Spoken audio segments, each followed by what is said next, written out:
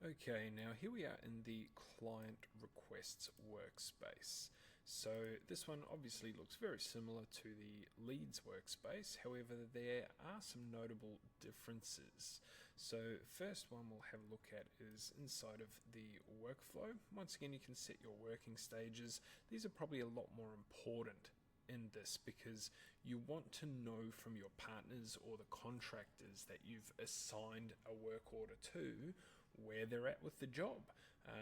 Has it been quoted? Has it been installed? Has product been ordered? Well, these are all sort of working stages that you'll want to know if you're using this workspace. Once again, you can set the time to accept or decline a lead before it's moved on to somebody else, or a work order I should say, not a lead, and then sending notifications to the partners about the work order that has been sent through to them. Now with the workspace we can see here client requests, tracking work orders linked to a client. We suggest establishing a workflow that oversees the key stages at a high level. So again, you can have the flexible or the strict rule in the workspace and set an auto follow-up for your partners if you want to request automatically an update of where they're at with a particular work order. Now, having a look at the forms, subtle differences here to the leads workspace. With the form itself, it's much the same. However, if we jump over into the matching here, again, you can see that you can match work orders with a partner's service area, which is great. You can set a leeway if a location doesn't fall quite within a partner's defined service areas. Maybe it's 10 kilometers outside of a partner's defined service area. That partner might still want that job because they're happy to go an extra 10 kilometers outside of their normal service area. You can set the minimum performance from partners for them to receive work orders.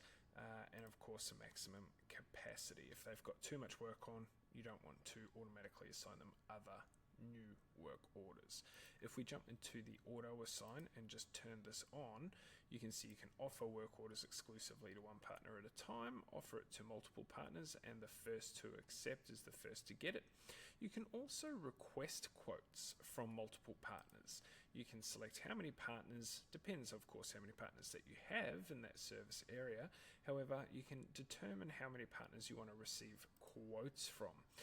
This could be a quote from contractors that you engage to do maybe installs for your business or something along those lines. So if you want to receive quotes, that will go out, that work order will go out to the partners that are nominated, that preferences match, so that they can then come back to you with quotes.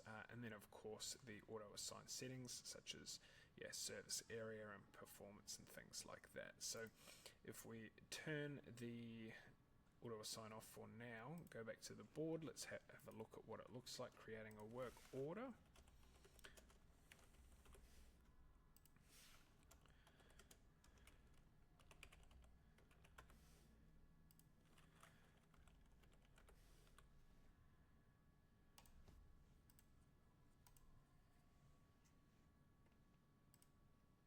That's just going to sit in the unassigned column, of course, because we've turned off any of the automations. Now, if we click on that, that will bring up the work order,